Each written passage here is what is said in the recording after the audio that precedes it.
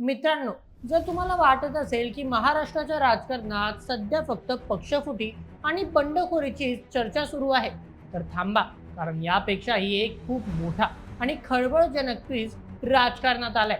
पडद्यामागे भारतीय जनता पक्षाने अर्थात बीजेपीने मराठवाड्यात एक असा छुपा आणि जबरदस्त गेम प्लॅन तयार केलाय, ज्याने थेट विरोधकांचे धाबे दणाणले आहेत. आता सांगायचं झालं तर विधानसभेच्या मैदानात मराठा कार्ड खेळायचं आणि विधान परिषदेच्या छताखाली ओबीसी आणि इतर सगळ्या समाजाची गोळाबेरीज करायची. याबद्दल सविस्तर जाणून घेऊया आजच्या व्हिडिओमध्ये. तर मित्रांनो, मराठवाड्यात भाजपचे एकूण 23 आमदार आहेत, ज्यापैकी थेट जनतेमधून निवडून येणाऱ्या विधानसभेत 19 आमदार आहेत. आता इथली सर्वात इंटरेस्टिंग गोष्ट म्हणजे या 19 आमदारांपैकी तब्बल 12 आमदार हे मराठा समाजाचे आहेत. म्हणजेच विधानसभेच्या थेट निवडणुकीत भाजपने नेहमीच मराठा चेहऱ्यांवर मोठा भर दिलाय, कारण तिथे मराठा मतदारांचा प्रभाव खूप जास्त आहे. परंतु गेल्या लोकसभा निवडणुकीत मराठा आरक्षणाच्या आंदोलनामुळे महायुतीला आणि विशेषतः भाजपला मराठवाड्यात खूप मोठा फटका बसला होता. हे आपल्या सगळ्यांनाच माहीत आहे. हात झालेला तोटा भरून काढण्यासाठी आणि आगामी विधानसभेची गणिते नीट बसवण्यासाठी भाजपने आता विधान परिषदेच्या जागांचा वापर करून एक मोठा गेम खेळला आहे. थेट निवडणुकीत मराठा आमदारांचं वर्चस्व कायम ठेवायचं आणि दुसऱ्या बाजूला विधान परिषदेत वेगवेगळ्या लहान मोठ्या समाजाच्या नेत्यांना संधी देऊन नाराज झालेला बहुजन मतदार वर्ग आपल्याकडे ओढायचा, असा हा दुहेरी डाव भाजपने आखलाय.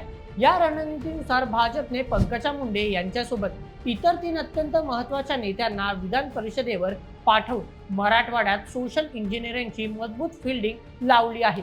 यातलं पहिलं मोठं नाव आहे सुहास शिरसाट यांचं. हे छत्रपती संभाजीनगर आणि जालना भागात माळी समाजाचे प्रतिनिधित्व करतात आणि फुलंब्री परिसरात सहकार क्षेत्रात त्यांचा मोठा दबदबा आहे. ज्येष्ठ नेते हरिभाऊ बागडे यांच्यानंतर या भागात भाजपला एका खंबीर ओबीसी चेहऱ्याची गरज होती. ती शिरसाट यांच्यामुळे पूर्ण झाली आहे.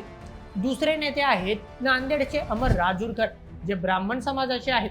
माजी मुख्यमंत्री अशोक चव्हाण जेव्हा भाजपमध्ये आले तेव्हा त्यांच्यासोबत राजूरकर यांनीही भाजपमध्ये प्रवेश केला.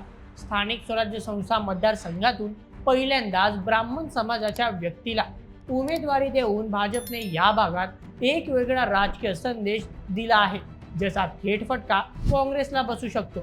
तिसरा आणि तितकाच महत्त्वाचा चेहरा म्हणजे लातूर, बीड आणि धाराशिव भागात मोठा प्रभाव असलेले बसवराज पाटील. काँग्रेसचे ज्येष्ठ दिवंगत नेते शिवराज पाटील चाकूरकर यांचे मानसपुत्र मानले जाणारे बसवराज पाटील काही महिन्यांपूर्वीच भाजपमध्ये आले होते. या भागात लिंगायत समाजाची मतं निर्णायक ठरतात आणि शिक्षक पदवीधर मतदारसंघात या समाजाचा मोठा प्रभाव आहे. नेमका हाच विचार करून भाजपने बसवराज पाटील यांना आमदार केलं आणि ते मोठ्या मताधिक्याने निवडूनही आले. आता या संपूर्ण खेळातली सर्वात खळबळजनक आणि धक्कादायक गोष्ट म्हणजे पंकजा मुंडे सोडल्यास हे तिघही नवीन आमदार म्हणजेच सुहास शिरसाट, अमर राजूरकर आणि बसवराज पाटील हे मुळातच आधीपासूनच भाजपचे नव्हतेच. हे तिघेही पूर्वी काँग्रेस आणि राष्ट्रवादी काँग्रेसमध्ये मोठे नेते म्हणून काम करत होते. म्हणजेच भाजपने इथे एका दगडात 2 पक्षी मारले आहेत. एकीकडे महाविकास आघाडीचे खंदे समर्थक आपल्या गोटात खेचून विरोधी पक्षांना कमकुवत केलं आणि दुसरीकडे माळी, ब्राह्मण आणि लिंगायत अशा वेगवेगळ्या समाजाला आपल्या बाजूने वळवून घेतलं. महायुतीमधील शिवसेनेनेही याच पार्श्वभूमीवर परभणी हिंगोली भागात सईद खान यांना उमेदवारी देऊन मुस्लिम मतदारांना जवळ करण्याचा प्रयत्न केला आहे, ज्यामुळे तिघे खान विरुद्ध बाण असा जुना संघर्ष खपवून आता बाण आणि खान एकत्र आल्याचं नवं चित्र पाहायला मिळते. थोडक्यात सांगायचं झालं तर लोकसभा निवडणुकीत जो ओबीसी आणि बहुजन समाज भाजपवर काहीसा नाराज झाला होता, त्याला विधान परिषदेच्या माध्यमातून प्रतिनिधित्व देऊन भाजपने पुन्हा आपल्याकडे खेचलं आहे.